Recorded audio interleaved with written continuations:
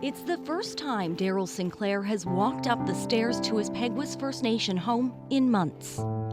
That water is amazing, how fast it can do damage.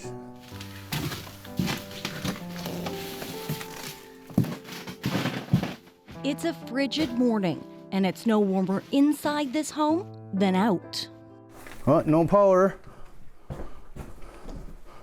We see how everything has frosted up now? We haven't been home.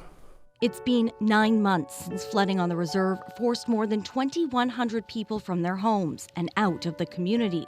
More than 900 are still unable to return. Sinclair and his family lost everything. You miss everything. Yeah, you want to be with friends and neighbors, and you want your family here. You're lost. That's how we feel. We're lost. Looking around, it's as if time has stood still, but Mother Nature hasn't. The walls, windows, and doors are frozen. A little frosty. Standing inside, the memories are flooding back. The water had come to this height. We were able to see our first step, but everything was underwater. It's dark. You can barely see right in front of you, but you don't need to see. You can hear what's below. Water is still seeping in. Mold has taken over. His is one of at least 85 homes that have been condemned. 200 others are unlivable in their current states. Dozens of homes will be torn down and rebuilt, but no one knows when or where. It's a waiting game that's left hundreds of families in limbo. I want to go home so bad. With so much damage done to the community, the hardest part is not knowing when life will start to return to normal. Because for so many others from previous floods, it still hasn't. 170 evacuees from other floods on the First Nation are still out of their homes. I'll paddle over it. Evacuees from last year have already been living in hotels around southern Manitoba since last April and are worried they may end up in the same boat. Well, does that mean we have to stay here that long? Because that's the hard part for me, is knowing I don't have a home to go. But even the thought of her home brings Melissa Sanderson to tears. The house that once belonged to her grandparents is gone. And being told that they're condemning it, it's the only thing we have left of them. So being told that we can't go home is hard.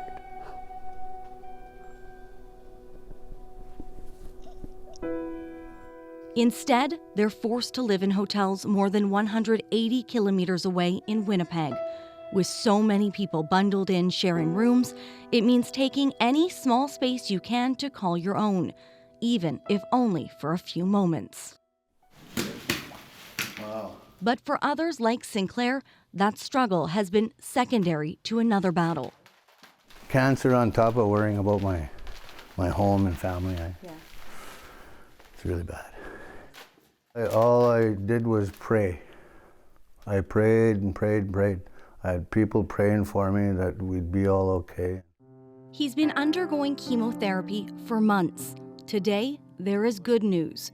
He's in remission. The biggest fight is done. Yeah. Now he's focused on getting healthy and getting a new home. But the chief says talks with Ottawa have been slow, and they haven't received the approvals or money needed for the rebuilds. I've been telling them, let's start constructing. Let's start doing things, because in 2 months or 3 months, the thaw is going to happen and we're going to have another flood. So we should have begun already. Homes now have to be rebuilt at higher levels. It means adding elevation to the ground while also keeping a few feet of extra space empty underneath the first floor just in case. It's a process that has to happen to all of these previously flooded homes and so many others. That's the ultimate goal that I have, is to one day hear that announcement that although Peguis flooded, there has been no reports of damages, and there's no need for evacuations. But those plans will take years, leaving hundreds of evacuees still waiting. And Brittany's back in Winnipeg. Tell us about the responsibility of the federal government here.